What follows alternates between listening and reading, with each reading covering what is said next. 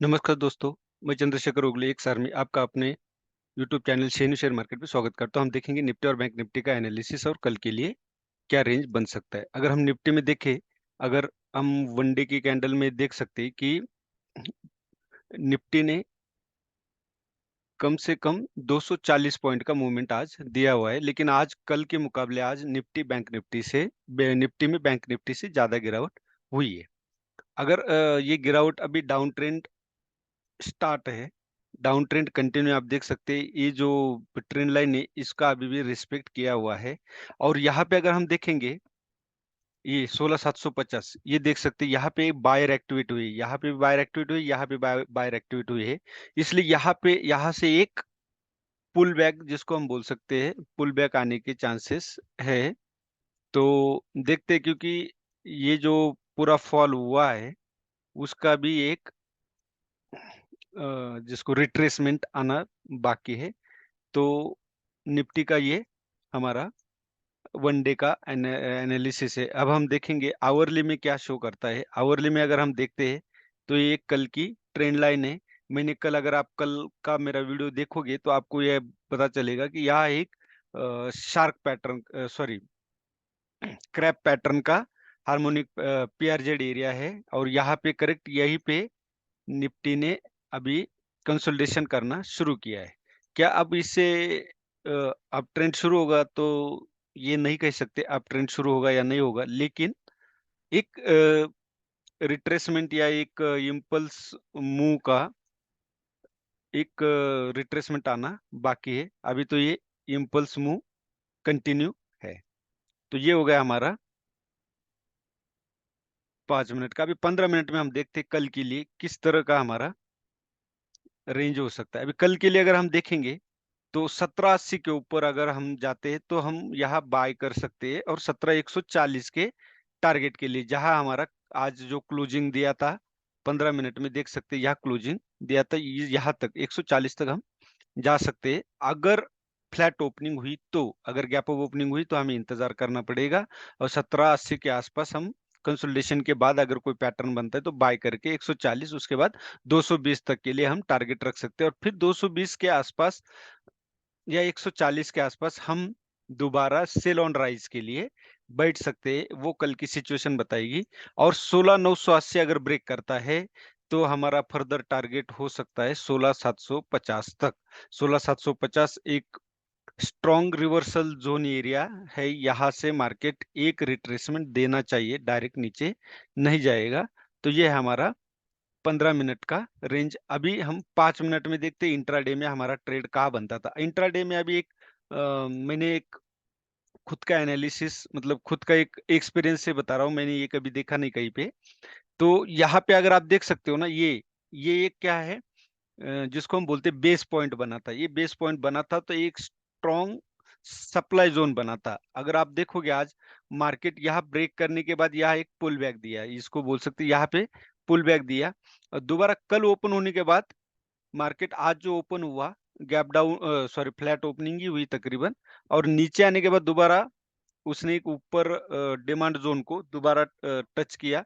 और यहाँ देख सकते हैं 5 मिनट में एक शूटिंग स्टार लगा है, दूसरा भी शूटिंग स्टार है। 2 शूटिंग स्टार लगने के बाद हम ये इसके नीचे भी सेल कर सकते थे, या अगर हम प्रॉपर फॉलो करते पैटर्न को तो ये एम पैटर्न करने के बाद हम यहाँ सेल कर सकते थे, और हमारा स्टॉप लॉस ये छोटा होता। और आप देख सकते हो ये मारू बाजू कैंडल, मतलब यहाँ पे हमारी फुल मूवमेंट जो गामा मूव कहते हैं वो यहाँ पे हमें मिला होगा।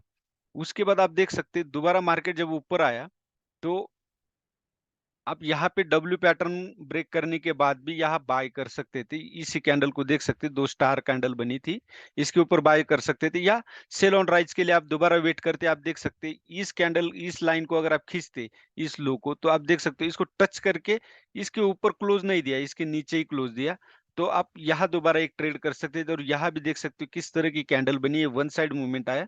तो आप यहाँ पे भी एक एंट्री कर सकते थे छोटे से स्टॉप लॉस के लिए। मतलब आपको एंट्री करते वक्त पैटर्न का जरूरी है, लेकिन आपको सप्लाई और डिमांड जोन का भी पता होना बहुत जरूरी है। सप्लाई जोन पे ही सेल करना होता है, डिमांड जोन पे ही बाय करना होता है।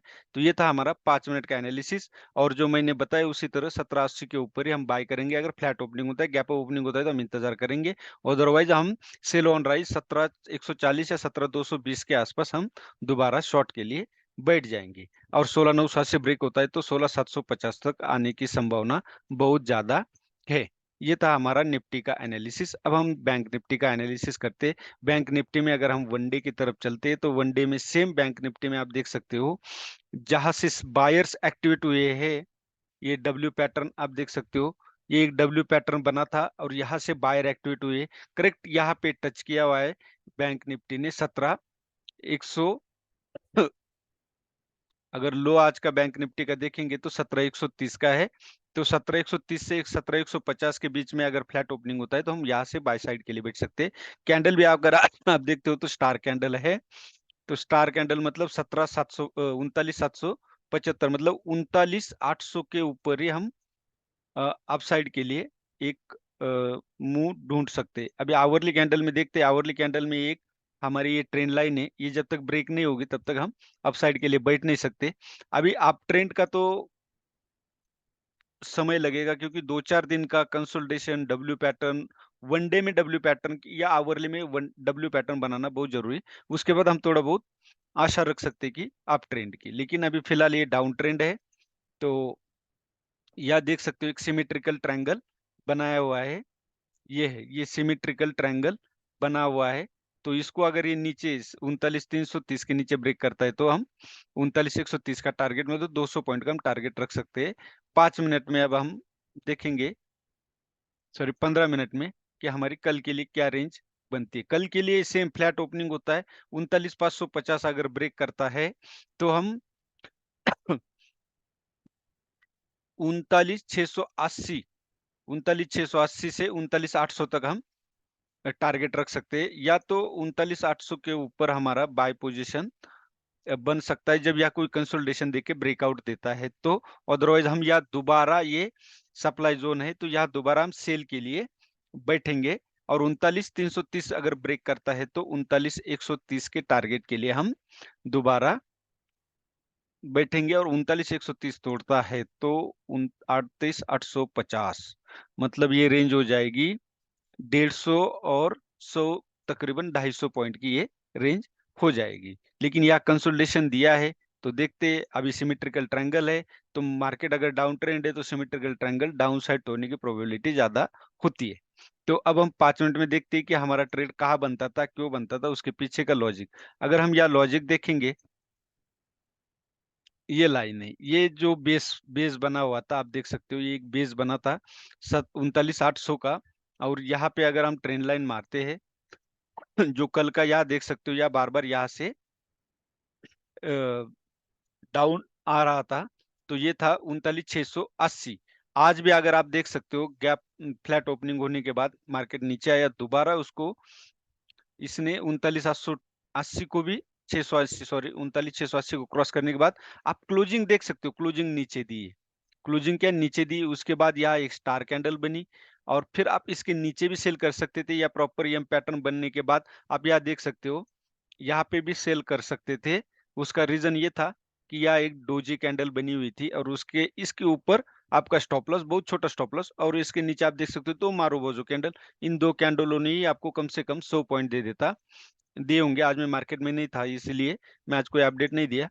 उसके बाद आप, उससे पहले अगर आप देख सकते हो तो इस स्टार कैंडल के नीचे, मैंने ये खुद अपना जो एनालिसिस किया है कई बार, तो उसमें ये ऑब्जर्व किया है, अगर इस स्टार कैंडल के नीचे आप देख सकते हो, यहाँ पे ये दो स्टार कैंडल दोबारा बनी है, और इसके नीचे अगर आप सेल करते तो भी आपको अच्छा पॉइंट मूवमेंट यहाँ मिल जाता। तो दोबारा आप, मतलब यहाँ पे एक आपका ट्रेड बनता था एज पर पैटर्न। उसके बाद आप डब्ल्यू पैटर्न देख सकते हो, यहाँ पे भी आप बाय कर सकते थे। लेकिन अगर सेल ऑन राइज की इसमें स्ट्रेटेजी रखते तो आप देख सकते हो, इस स्टार कैंडल के नीचे अगर आपने लाइन मारी हो तो आप देख सकते हो क्लोजिंग, निफ्टी में भी सेम, यहाँ भी सेम इसके नीचे क्लोजिंग दी है। तो आप इसके नीचे सेल करके, इस कैंडल के नीचे अगर आप सेल करते और यहाँ का स्टॉप लॉस देते तो आप यहाँ देख सकते कितनी बढ़िया यहाँ मूवमेंट मिली है। अब कल के लिए सेम 39,550 अगर क्रॉस करता है तो हम 39,680 के लिए ट्रेड करेंगे, मतलब 130 पॉइंट की रेंज। उसके बाद 39,800 फिर या कंसोलिडेशन का इंतजार करेंगे, उसके बाद ही 39,800 के ऊपर हम बाय कर सकते हैं।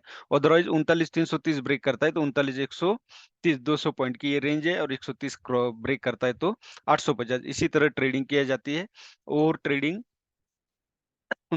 इसमें टालना बहुत जरूरी है, और हमेशा डिमांड और सप्लाई जोन का इंतजार, और कोई पैटर्न या कोई कैंडल स्टार या डोजी या शूटिंग स्टार कैंडल का इंतजार करके हमने उसका स्टॉप लॉस लगा के बाय या सेल करना चाहिए, जिससे हमारा स्टॉप लॉस छोटा होगा।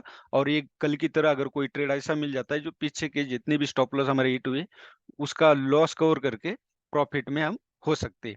ये था हमारा बैंक निफ्टी का एनालिसिस। अब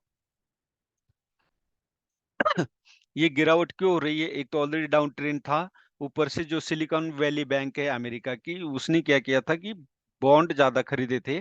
तो वो बॉन्ड अभी जब भी मार्केट गिरता है तो इंटरेस्ट रेट बढ़ता है, और इंटरेस्ट रेट बढ़ने की वजह से ही बॉन्ड की कीमत कम होती है। जब इंटरेस्ट रेट बढ़ता है तो बॉन्ड की कीमत कम होती है, और उसने सिलिकॉन वैली बैंक ने लॉस में बॉन्ड बेचे। वो बहुत ज्यादा मात्रा में बॉन्ड खरीदे हुए थे, तो इसी वजह से ये डाउनफॉल अभी कल का जो था वो ज्यादा हुआ। आप देख सकते हो वन साइड डाउनफॉल हुआ है। तो मार्केट में ये चलता रहता है, इससे घबराने की जरूरत नहीं है। स्विंग ट्रेड के लिए आप इंतजार कीजिए, अगर आप कोई प्रॉफिट में है तो कुछ आधा प्रॉफिट बुक कीजिए और इंतजार कीजिए, दोबारा हम स्विंग ट्रेड देंगे, उसमें आप दोबारा एंट्री कर सकते हैं। लेकिन फिलहाल हमें मार्केट को कंसोलिडेशन होने देना बहुत जरूरी है। अगर आपको ये वीडियो अच्छा लगा तो लाइक कीजिए, शेयर कीजिए और सब्सक्राइब कीजिए। जय हिंद, जय महाराष्ट्र।